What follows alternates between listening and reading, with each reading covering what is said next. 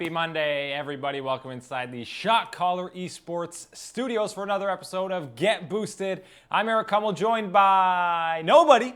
It's just me, again. Another solo show. Again, apologies. You got to listen to my voice for the entirety of the show, so I do apologize to that. You know, they're saying today is Blue Monday. It is the most depressing, the saddest day of the year. I'm not really sure why. I don't know how it could be such a sad day when we're so close to the LCS starting. It's our last Monday where we're not going to have games to go over from the LCS. And luckily, other leagues around the world have already started, at least the LPL, that is, in China. They had their week one kickoff this morning, last night. I don't know. It's hard to say what is what with these 3 a.m. start times and all the different time zones. What's going on there? The LPL started last night. LCK gets underway tomorrow morning. That sounds about right. Tuesday morning, LCK gets underway. We're going to be previewing that going forward. We're going to talk about what is the meta heading into 2018 and Season 8, because there's a whole bunch of different changes, obviously, with all the runes. And as always, we'll be taking your questions later on. Any questions you got about Season 8 or any of the teams going forward, we will be answering them. But let's start off with that LPL region and week one. The initial matchup to open up 2018 spring was RNG taking on Invictus Gaming. And you look at these lineups here. RNG looking a little different. No Uzi and no MLXG. Karsa making his debut with RNG. And yeah, a little surprising not seeing Uzi in there. 16 minutes in, team fight mid. You got Rookie on the Orianna. He lands a Shockwave on Abel, the sub 80 carry for RNG. He uses a stopwatch, but that's not enough. Fadeaway flash Q from Kha'Zix. Stopwatch is, by the way, going to be a theme going forward. 23rd minute, RNG trying to sneak a Baron. True Shot Barrage with the Shockwave. Takes down Ming before he can even shield. And that's going to turn into disaster for RNG. Ming hops over, takes down Abel. They end up getting the Baron and 3 kills. And they're eventually going to chase down Let Me for a 4th kill. They'd eventually get a 10k gold lead. And Invictus takes game 1 in under 27 minutes. Not a great debut for Karsa, 0-3-4 in the loss. Game 2, MLXG comes in for Karsa, and Y4 comes in for Abel. That's 2 80 carry subs. None of them are Uzi. That's a little interesting. 9 minutes in, Jackie Love gets caught out, and the entire RNG squad is going to roll in on him eventually. Y4 flashes in for the Buster Shot and gets the kill. Ming on the Alistair, absolutely insane in this game. Predicting Jackie's flash on there. Easy headbutt into his team for the kill. Another look at this. This was just amazing. Preemptively pulverizing in front of him, knowing where he's going to flash, sets him up. And that wasn't it for Ming. This time, a flash headbutt pulverized into 4 members. That ends up being a 2-0 RNG fight for there. Don't let that man get the cow. That should be a must ban against him going forward. That's all RNG would need. Y4 finishes with a 6-0-6 scoreline, almost 100% kill participation. Look out, Uzi. No subs in game 3 for RNG. Still no Uzi in the opening week for the split. That's crazy for RNG. All right, we got some serious dives going on here. This was a fiesta, this kind of whole gameplay here. You're gonna see stopwatches popping left, right, and center. Xiaohu gets super low here. Just stopwatches away the Leona ultimate, but he is eventually going to fall down here. Super messy, but it eventually results in a 3-for-1 for RNG. They're out to an early lead in this one. 19 minutes now, 3k gold lead for them. Xiaohu gets caught out, and this is Invictus Gaming's chance to get back in this game.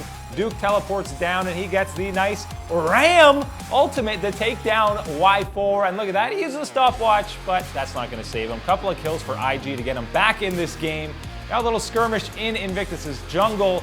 Xiaohu with the Let Me ultimate comes in. They catch out Ning, and they're also going to get a kill on Rookie, and that turns into a Baron for RNG. They're out to a pretty sizable lead, but after some back and forth team fights, Invictus eventually catches out MLXG, and now they're trying the Baron. RNG trying to hold 4v5, and this is just a battle of the front line. This team fight goes on for a long time, and nobody is dying because these tanks are absolutely massive. Finally, Duke gets taken down in the 4v5. Ming follows.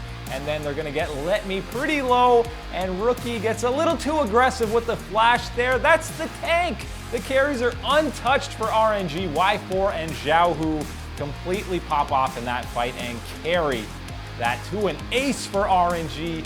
They complete the reverse sweep and take the opening split of the LPL 2018 season 2-1.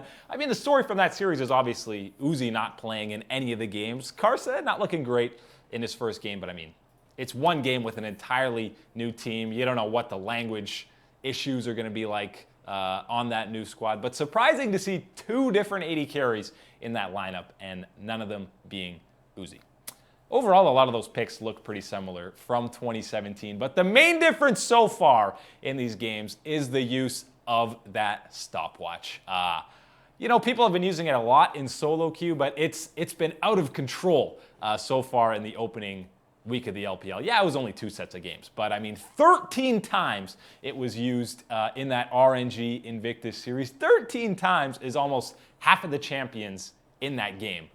So that's quite a bit to be using on. I mean, you can use it on a jungler, you can use it on a mid laner. 80 carries are getting it. Some supports are even getting it. And you saw in the second set of games that were going on between Suning Gaming and Top Sports Gaming, I want to just highlight one specific play from those matchups because that's all you need to see from this series. It was a 2-0 series win for Suning, but talking about stopwatches, you got to see this clip because it's absolutely hilarious. But not the splash dive from Xiao Al. Portal jump from Knight to get in. The resets, they're diving for the turrets so very aggressively. Cat will finally go down. How has no one died from shooting? Everybody has a stopwatch. Literally everybody. No one can die because they all have something up their sleeve. Oh my goodness. I mean, I don't know if you need to make changes to that item. You probably do if basically everyone is getting it on any champion, any role. It is so annoying to play against, to just aggressively flash. If you're one auto away, one skill shot away from killing someone, and they have it on a champion you're not expecting to have, like an 80 carry, even though it's been in the game for a couple of months now, it's still not something that you're accustomed to seeing a guy use Zhonya's A at like 3 minutes or 6 minutes into the game and be on a champion like a Varus or a Vayne. So yeah, maybe it's something they got to look into going forward into Season 8. But right now it's just completely hilarious because it's almost impossible to die in some of these early skirmishes when 4 or 5 different guys are using that stopwatch. And it's pretty hilarious. It's very hilarious. So that's the LPL week, day 1. Plenty more games will be going forward throughout the week from there. The LCK, the Premier League, the only league that anyone cares about because that's where the champions always come from for the World Championships, gets underway tomorrow morning with a very exciting matchup. Now, it might not look familiar because it is the Kingzone Dragon X taking on KSV Esports. That sounds like 2 completely new teams, and the Kingzone Dragon X sounds like either a character or a move from Dragon Ball Z. It is a totally ridiculous name. Hopefully they just go by KZ, or I'll say KZ because you guys hate it when I put on that Canadian accent on things. KZ. But that is Longzhu Esports from last year, the summer champions and the favorites that were heading into Worlds who didn't do too well. Kingzone Dragon X is Longzhu, so don't be too confused there. And KSV is Samsung Esports, the defending World Championship winners. So who's going to be the favorite heading into the 2018 LCK Split? Because the top 4 teams are absolutely bonkers. Usually you just look to SKT, but you look at the end of summer and their World Championship run, and they did not look too solid at all. So I definitely don't think they are the favorites heading into 2018 spring in the LCK. There's some other guys you can definitely look to. That top 4 is super stacked. And starting off with KZ. Oh, it pains me to say Z and not Z, just so you guys know that.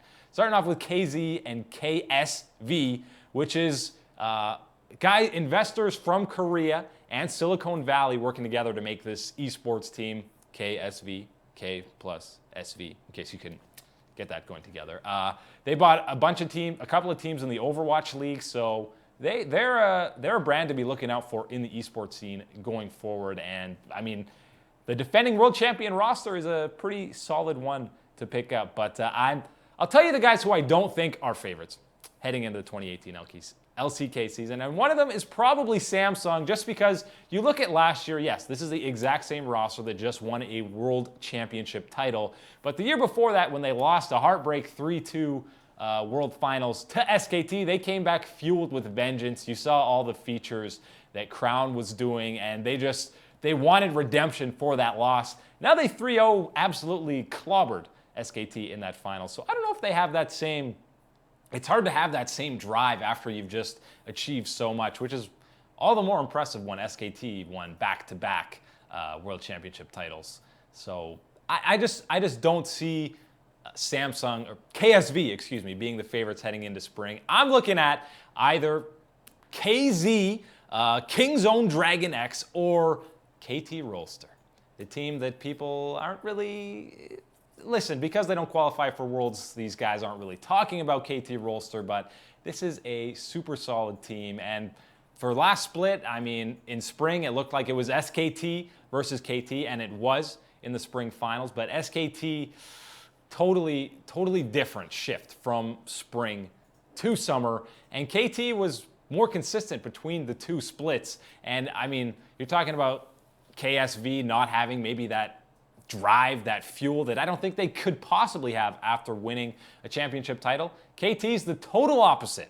And I mean, they want to prove to people that they're not this choke artist team. And I think the fact that they came back with the entirely same roster, I thought for sure changes were going to be made when they have this super team on paper. They couldn't even get into the World Championship final, get into the World Championships at all, let alone make some noise at that tournament. You've got to feel that these guys are fired up heading into 2018. And it helps that they were torchbearers.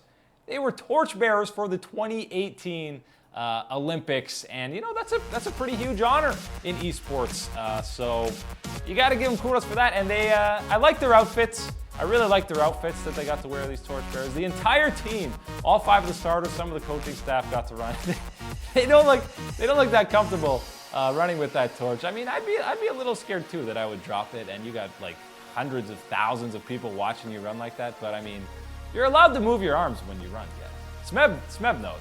Smeb's getting the fans pumped up there. But I mean, this team has another year under their belt, or 1 year under their belt that they've worked together. So you can only imagine the synergies going to be better going forward. And I'm expecting a lot more out of KT in 2018 than in 2017. And I would be very surprised if you didn't see them at the World Championship this year. But the World Championship is way far ahead. Let's just get to week 1 of the LCK, KSV versus KZ. And I like KZ in this matchup just because, I mean, guys like BDD, guys like Khan are going to have more experience coming into this year.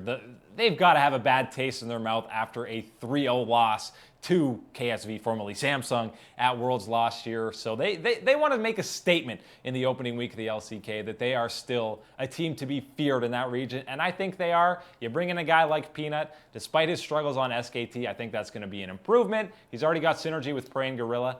I like KZ in the opening week of the LCK. Boy, these names are too similar, KZ and KSV. They should not be allowed to be that similar. But they are. So 2018 LCK, tomorrow morning.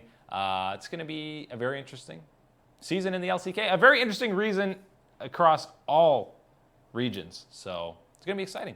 Let's move on to the meta stuff. What's going to be meta in 2018? Because it's hard to say. There hasn't been much pro play. We're going mostly off of solo queue outside of those couple games in China and now the LCK. What is going to be meta? So many changes this preseason with the entirely reforged runes and all this stuff. But so far, a lot of the champion picks look a little bit similar. We got a board here that's showing you the most played champions in 2017 summer across all the major regions. We didn't use the World Championship because that's just not enough numbers to go off of. So you take a look here, the top 5 most played. You got Jarvan, Renekton, Rumble, Shen, and Gnar. That makes sense. And then we got the highest win percentage with a minimum of 50 games played. Jarvan sitting above 57%, which is absolutely insane considering he was the most played last year. Maokai, Kled, Camille, and Renekton. So really Jarvan is the standout one for me. The fact that he's number one in both is absolutely insane. And so far on very limited pro games, it looks like he's still going to be a contested pick. Going into 2018, the jungle pool, or the top lane pool, it looks like it's moving more towards tanks just because some of these runes are absolutely insane for tanks. And it's still so hard to chop down some of these tanks as AD carries until you have a bunch of items. So it looks like it's going to be these heavy top lane guys. Obviously, Ornn is a totally busted champion right now. You saw him in a couple of the RNG, IG games. He's probably going to be a guy that's going to be must ban in a lot of this stuff. I want to see the Klepto Nasus, and I think that's a thing that might be picked. I mean, Nasus is a champion that you're sitting there, you're AFK farming until late game, and Klepto just helps you get to that late game quicker. Even if you're trying to camp that lane, it might not matter because Klepto is just such a stupid item early game. It can give you so much sustain, free gold. It's the perfect thing for Nasus, and we've seen what Nasus can do in the late game. But so far, it's looking like it's going to be more so tanks than carries for the top lane heading into 2018. In terms of jungle matchups and jungle picks, obviously Gragas was the snooze fest that's picked so much last year. And again, much like Jarvan, most picked, he's only second highest on the win percentage column, but Gragas is a somewhat fun champion, you know. He's got some interesting mechanics, but I'm getting a little bored of seeing Gragas so often in competitive. That Zac win percentage is absolutely insane. That's obviously mostly from a couple of the patches where he came.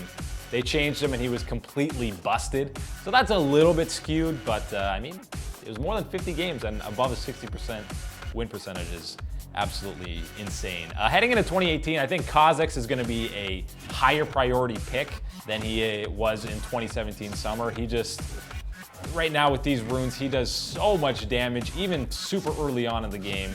If he's seeing anyone, obviously isolated, they're gone. But I mean, even if you're building him slightly tanky, he still does a ridiculous amount of damage. And some of the changes to him getting move speed in the brush, I think, guys, you saw even at All-Stars, he was a pretty highly sought after pick.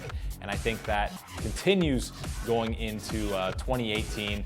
And I mean, a guy like Lee Sin, it doesn't matter how the meta shifts, he's always a guy that you're gonna be able to pick up because he's just a super balanced champion with a very high ceiling. And when these world-class junglers get on him, they make some sweet plays. So he's always a guy to look out for. I'm thinking maybe with the Predator changes that are coming in 8.1, it's getting a pretty decent sized buff. I'm looking for maybe some niche picks. Obviously the Hecarim with Predator, maybe a Warwick with Hecarim. I've gotten destroyed by Fiddlesticks, Predator, and solo queue. Don't think that's gonna happen in pro play because Fiddlesticks is kind of a busted champion, but he's one of the few guys that still has a silence, an AoE silence in the game. A more suitable jungler might be Udyr with that Udyr with that Predator rune. So look out for some of those guys. But other than that, it's going to be pretty similar to 2017 still, despite all these changes. Hopping over to that mid lane.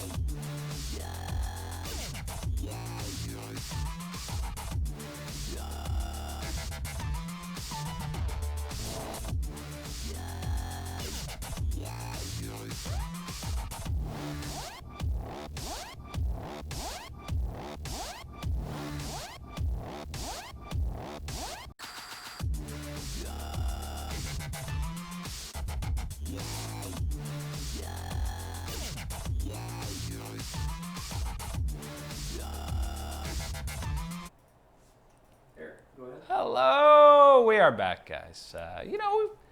It's the Blue Monday, which means you have sometimes you have a bit of technical difficulties. That's just how Blue Mondays work. But we're back on track now. We're back in the studio. We're ready to keep on rolling. Not entirely sure where stuff cut out, but we're gonna go back to these boards. We're talking about the meta in 2018. So breaking down the different lanes, what champions are going to be popping up in 2018. Season 8, all these crazy changes with runes reforged. So let's just go lane by lane. Let's start with that top lane where, you got champions like Ornn that were disabled or not in the game for 2017 summer. So obviously that's going to be a totally busted champion, and you've already seen play in competitive. But jumping back to last year in summer 2017 across all the major regions, you got the most played champion in the top lane and the highest win percentage with a minimum 50 games played. And when Jarvan is the most played and has the highest win percentage, you know something is wrong.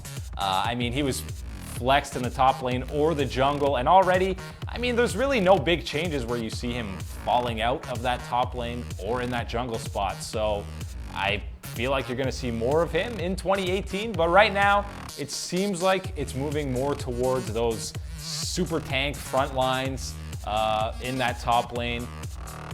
Guys like Ornn, guys like Maokai.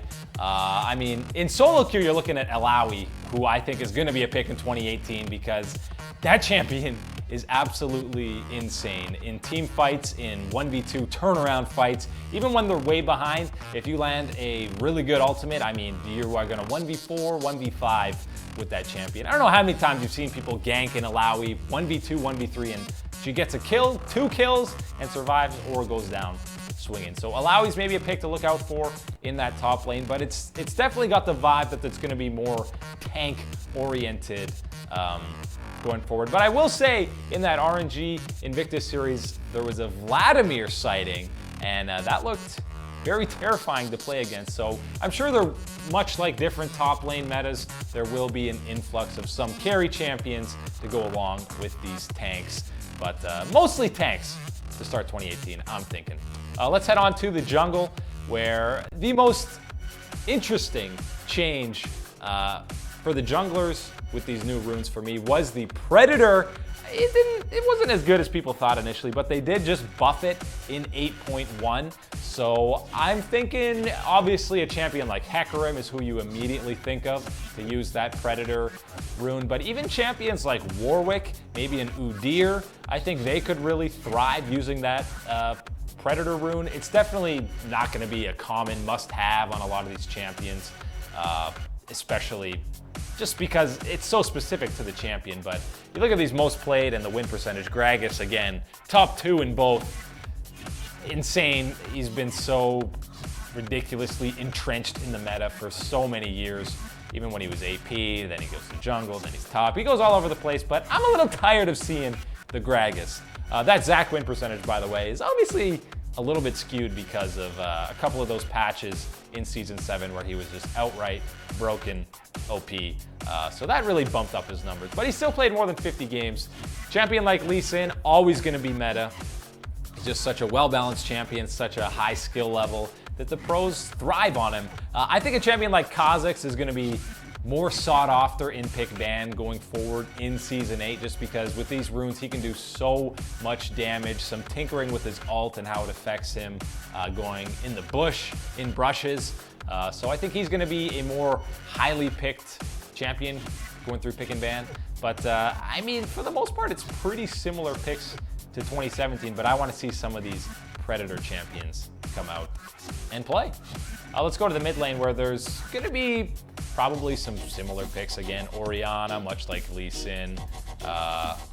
She's always going to be picked, doesn't really matter what the meta is. Something like Talia and Corki, I don't see being picked as much.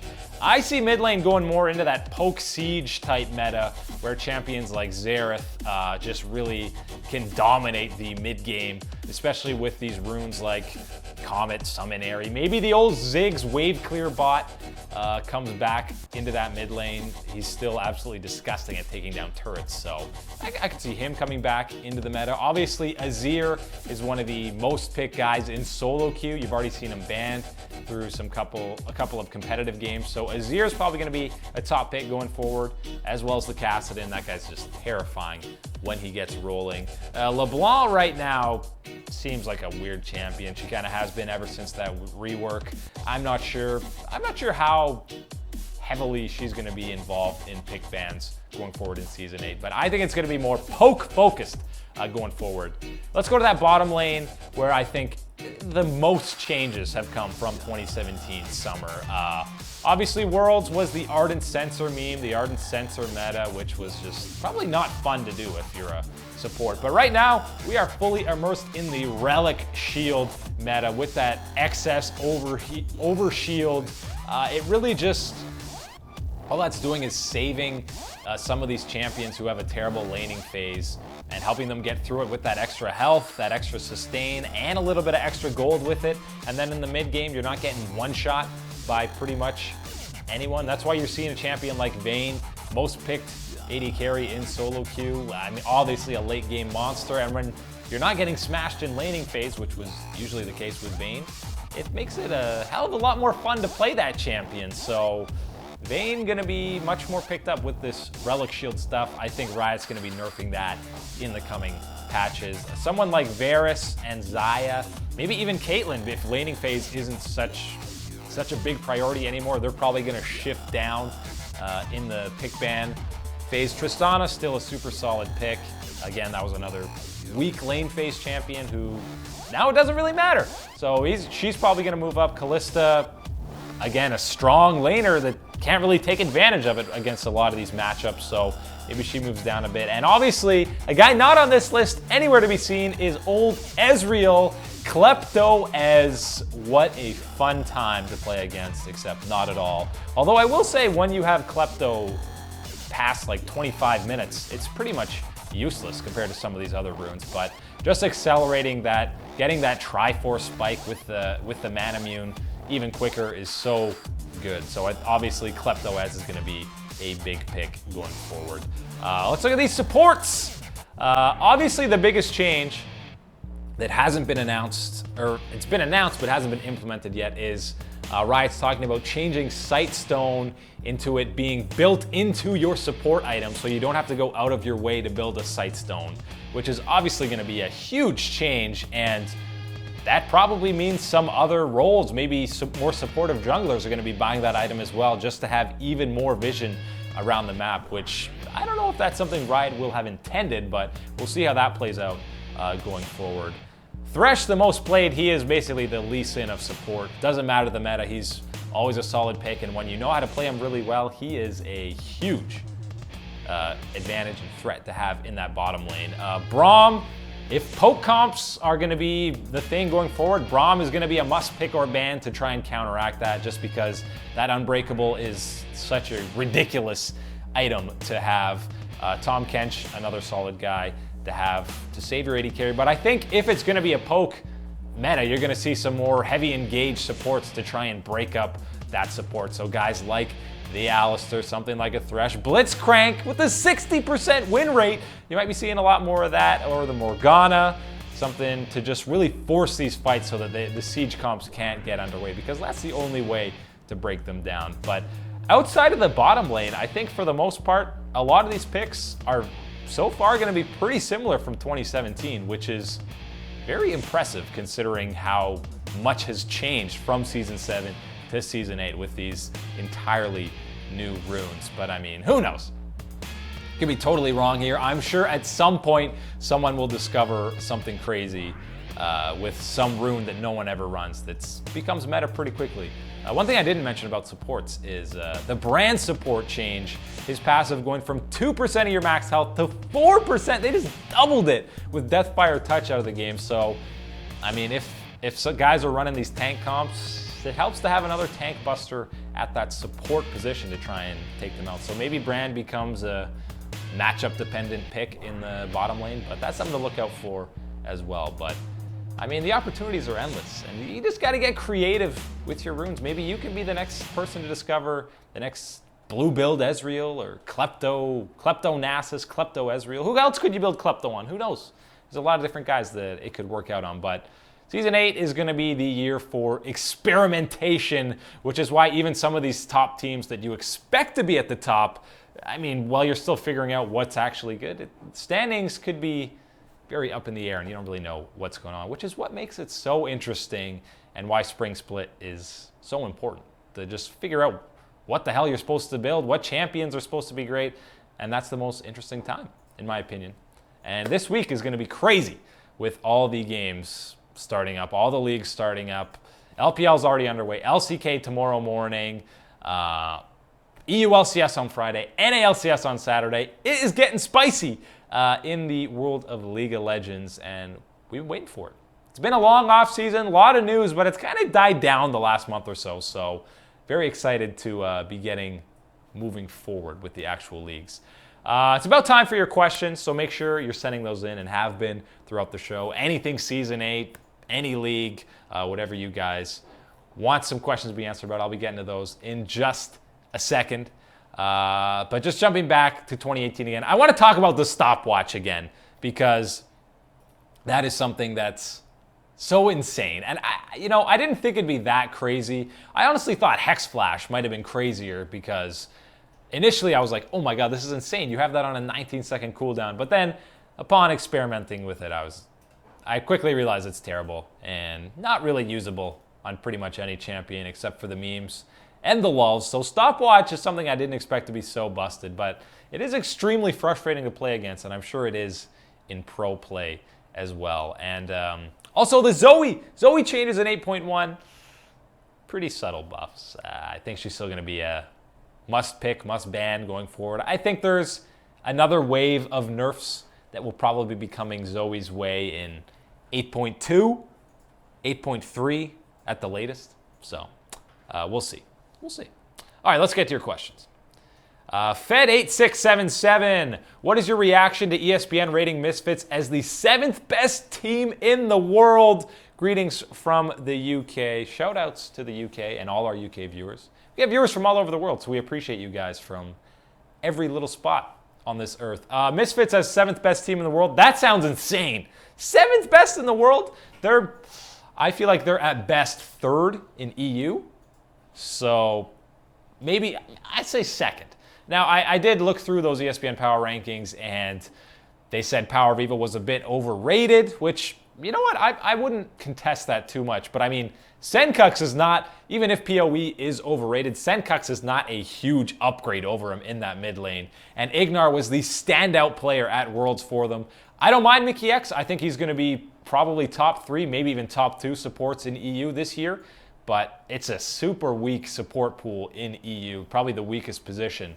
And he's not an upgrade over Ignar. So 7th best in the world seems pretty insane. Jantro Botha and Nikolai Bueller, top 5 in LCK Spring, and thoughts on KT Rolster. Well, the top 4 is pretty much set, but if I'm giving an order that top 4, I gotta say KZ, the King's Own Dragon X, I give them number 1. KT, I got to give them 2nd. I'll give you KSV 3rd.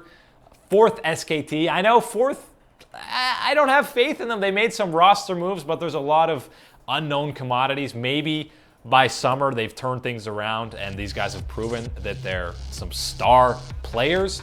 But I mean, just going into 2018, I'm not feeling super confident in SKT. They look like a totally different team in summer than they did in spring. So I don't have faith in them. And then round out that top 5, I got to give a shout out to the former EU stars, Trick and Ignar.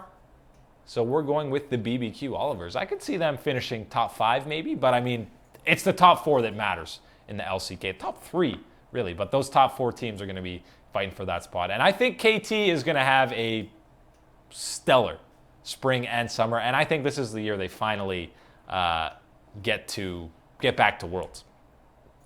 Tyzon Fate, can you talk about Rush on KT and Zed as a champion? Well, Zed right now, I feel like Assassins are just kind of tough to play because a lot of these mid lane champions are playing so far back. Guys like Azir or a Xerath or Zoe. It's so hard to get in there as a Zed, and I mean, there's so many defensive mechanisms. But if there is a champion that's an assassin that's going to be played, it's going to be Zed, and I still think in the right hands he is something you could still have as a pocket pick in pro play going forward. And Rush on KT, I mean, Score has been one of, if not the best jungler in the world for the last little while. So, I mean, maybe Rush gets some games in. We know how the LCK likes to implement some of these role swaps and substitutions that they do. And I do think Rush will get in for some games. But, I mean, Score is still going to get the majority of the games played. But it's a great learning experience there for Rush. What do you guys think? A Hope says, what do you guys think of the unsealed Spellbook Alistar where you start Exhaust and change to Ghost? We saw this in RNG versus IG. I'm surprised we don't see that more with a lot of these supports just because, yeah, you could run a bunch of different things depending on where you are in terms of the game. Mid-game, sure, maybe a Ghost to engage on Alistar. I mean, that's insane. Ming's Alistar was absolutely bananas. I like that innovation, and I think it could be something.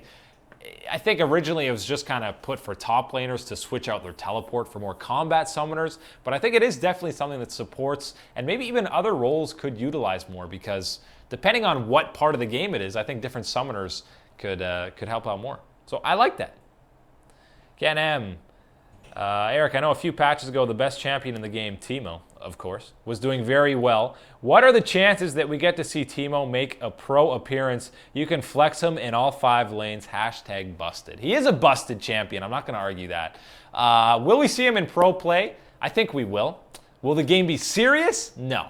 Teemo is the go-to pick for those Clown Fiesta for games where nothing matters, where people have already locked up their playoff seeding. Someone plays Teemo in those games every time. I can't see him being played in a meaningful match, mainly just because if it's not in solo queue, even in solo queue, Shrooms, his mushrooms are so stupid to play against, so unbelievably frustrating. But I mean, you just roll 4 sweepers and you pretty much nullify that entire champion's kit. So it's not exactly serviceable in pro play when teams are somewhat competent. But I love Teemo, that little devil. Matthew Sharp, I've been hearing that it's a tank meta. Do you guys think tanks are OP? Because I think that if a carry gets ahead, it's GG. I mean, that can be the case depending on what that carry is. But how many times do you see a bot lane, an AD, go 2-0 in lane, have really good CS, and then there's a sub 20-minute team fight with a Maokai who's like 0-3-3 with 50 less CS than the AD carry, and he flash snares onto the AD and they can't do anything. They don't hurt him at all, and by the time they've got him to half health, the rest of the team's on them.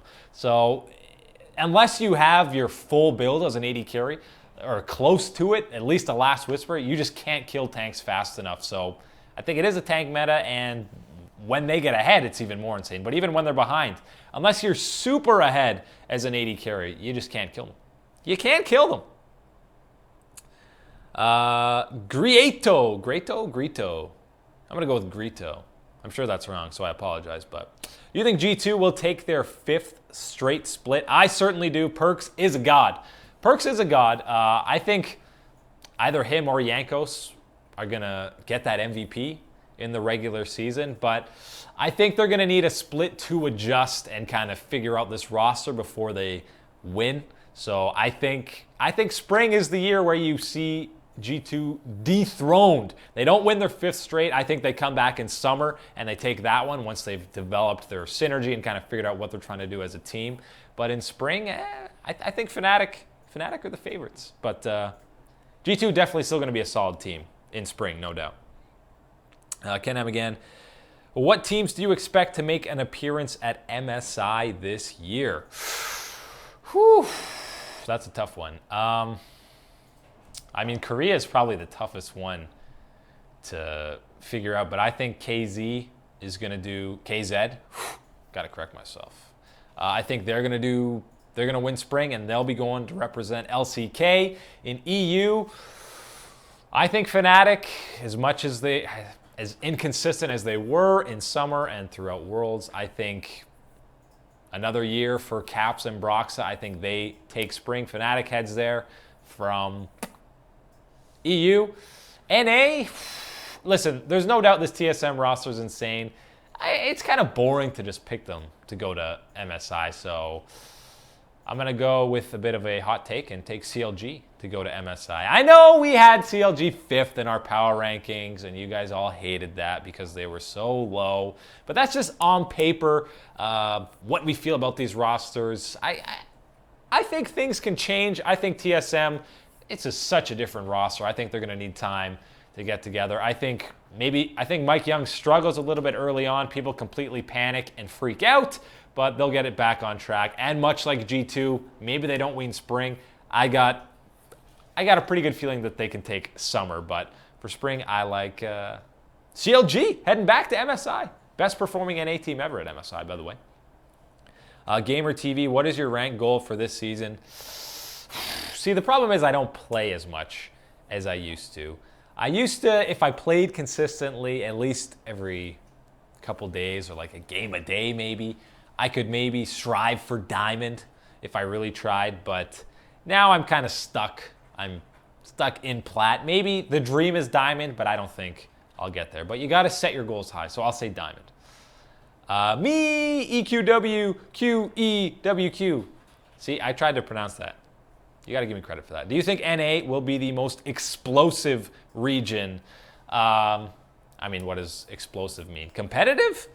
I think overall it might be the most competitive, but top half, I think EU will be more competitive, and I think LCK will be the most competitive. Reed H, thoughts on Peanut with Longzhu, or whatever they're called now? Well, they're actually called the King's Own Dragon X. Pretty cool name. Pretty cool name. It's actually a terrible name, but they have a sweet logo. They kept the blue dragon, which I'm happy about.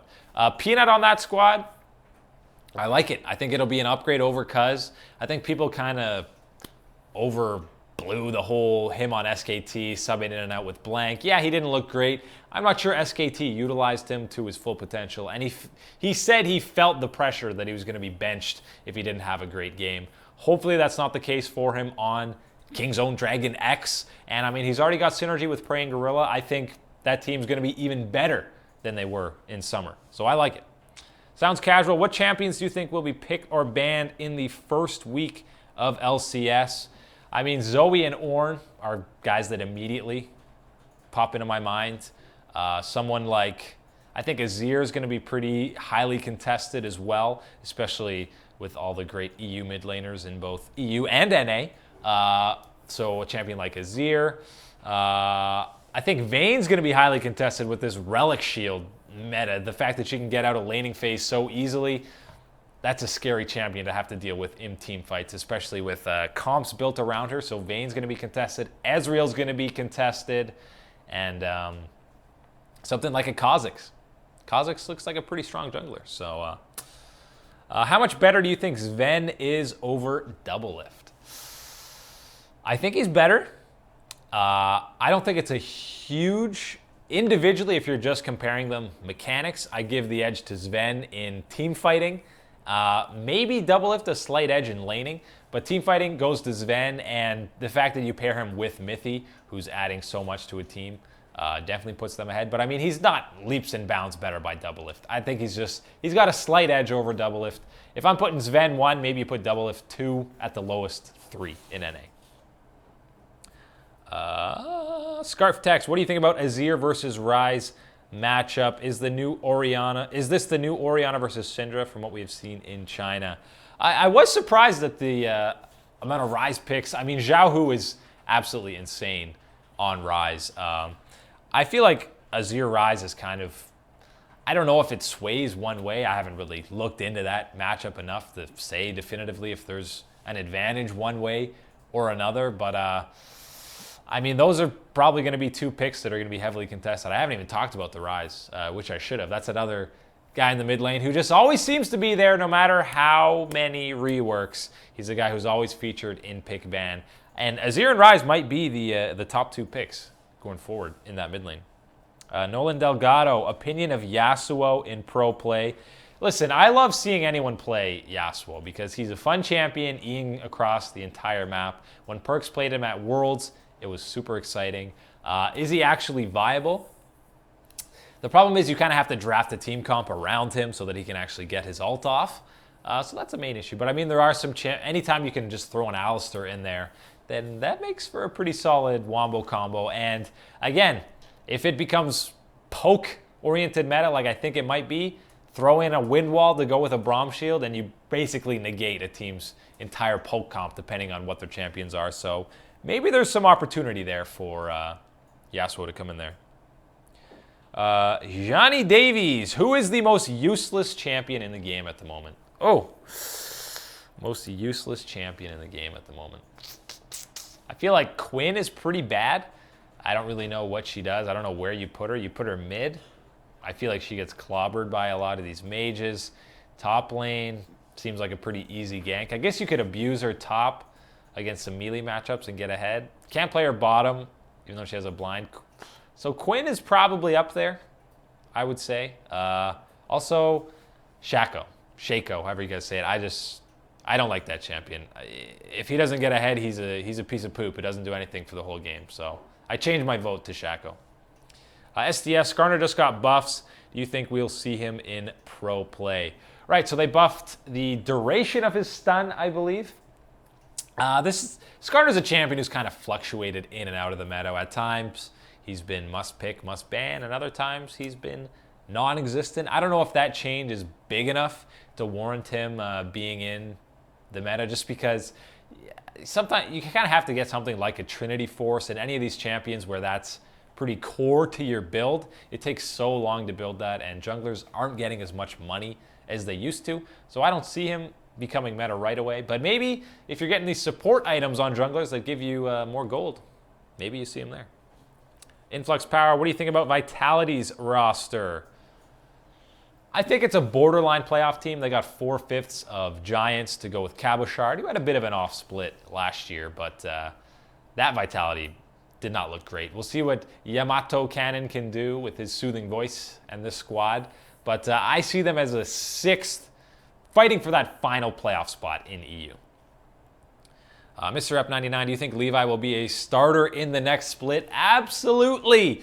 One of the reasons you saw these changes or these rule announcements to the Academy League, and Riot has basically said what's going on, and there's a limit of imports and a limit of veterans you can have on a team. They said they spoke to teams, and a lot of teams wanted to utilize that Academy roster, not only to groom younger talent, but to help guys sort of move into the North American lifestyle and slowly adapt to it and develop your English. Because if Levi went on a starting roster right now, I think his communications issues would be a huge liability. I think 100 Thieves are hoping that his English improves throughout the spring split and they can field him or sell him off to someone else in summer. Nikolai Bilo, you had KZ as first in LCK, but don't you think their weaknesses were shown in the 0-3 loss against Samsung? Absolutely. They were shown, and KSV, formerly Samsung, showed their strengths. But, I mean, sure, you saw their weaknesses now, but you saw them get exposed. So, of course, the King's own Dragon X are going to adapt to that, and I think bringing in Peanut, that's only going to change. That's only going to improve them. And you saw BDD at Worlds. He was not playing like his normal self. I think a bit of the pressure got to him on that massive stage. He's still such a young player, him and Khan both. So I think having that experience under his belt, he was just playing way more aggressive than we're accustomed to seeing from him, and he got caught out a lot. I don't think you see that in spring. They get back to their normal selves and take back their crown. Patrick Brenimir Mandak, will SKT be good again or still be bad this split? I mean, they weren't bad. They got second place at Worlds, but by their standards, that is bad, I guess.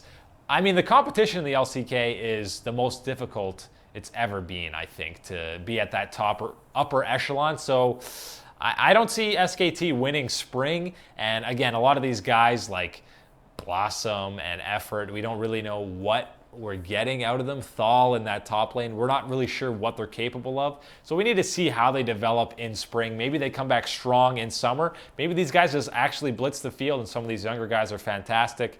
SKT's done it before, but I don't see them dominating spring. Maybe they come back in summer, but not spring. Nilvalade, is Clutch going to shine or fall? I think they're going to shine. I think, yes, that Envy roster closed out summer not very well. They did take CLG to 5 games. I think Febiven's a massive upgrade over Niski. Even though Niski looked pretty solid on Envy, I think Febiven is a potential MVP candidate coming into this split. Solo, the main question mark on there for me, obviously. He's probably going to be one of the weaker top laners in the league. But if you pair Febiven and Lyra on a team, I think they can just dominate a lot of the jungle mid lane matchups in the NALCS. And I think they're in the playoffs, maybe even top 4, top 5. How do you feel about Mithy? Personally, I think he was the biggest pickup in the offseason next to Levi. Yeah, I mean, that was huge for TSM. They're hoping not only that they maintain a premier bottom lane in the league, maybe the best, maybe better than Doublelift and Biofrost. They probably should be, but they're also bringing in a shot caller to alleviate some of those duties from Bjergsen, because I think you kind of saw it, affect his play a bit, having all those shot calling duties. So having him be able to step back a bit, maybe Haunser picks up a bit more as well, along with Mithy, you're going to see an even better Bjergsen in 2018, even though he did win MVP. So that's pretty good. Andrew Kimball, how do you feel about Kalista coming back? Think she'll be contested? I mean, that was one of the myths of the craziest things of the World Championship, is that she was banned every game. You never even saw her. Is she broken? Who knows? We'll just ban her anyways. I'm convinced she wasn't even that broken. Teams didn't know what to expect, so they just banned her. Yeah, I mean, the Relic Shield just makes her laning phase insane, but you can't really stomp lane with it anymore. But I mean, her ult is just such a useful tool in a lot of these team fights that I think she will be someone that's in the meta, not as contested as she was at Worlds per se, but I think she'll be a top 4, top 5 AD carry going forward. What about the 8.2 buffs to Nunu's W with Azir so high priority? Yeah, those buffs to Nunu, maybe, I've heard people say this Predator Nunu might be a thing. He just runs around, throws a snowball in lane, steals your camp. It's just super annoying, but that's kind of his shtick.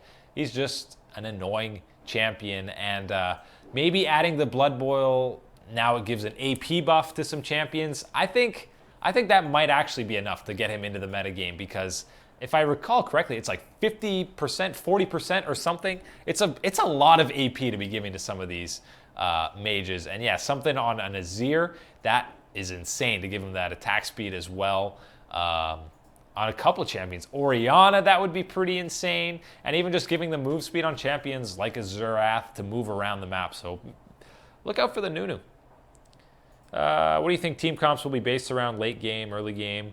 I think it's going to be this poke-based mid-game where you just siege turrets, snowball off getting these turret advantages and just slowly whittling down these guys with poke, because Comet is such an insane rune. Andrew Kimball, you think Piglet will be switched to starter for Clutch's LCS team? I thought he performed well.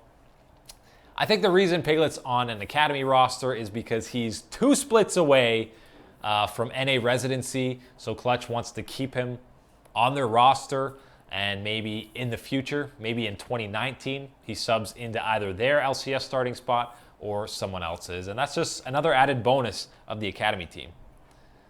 Do you think NA can make a Taipei Assassins run at Worlds?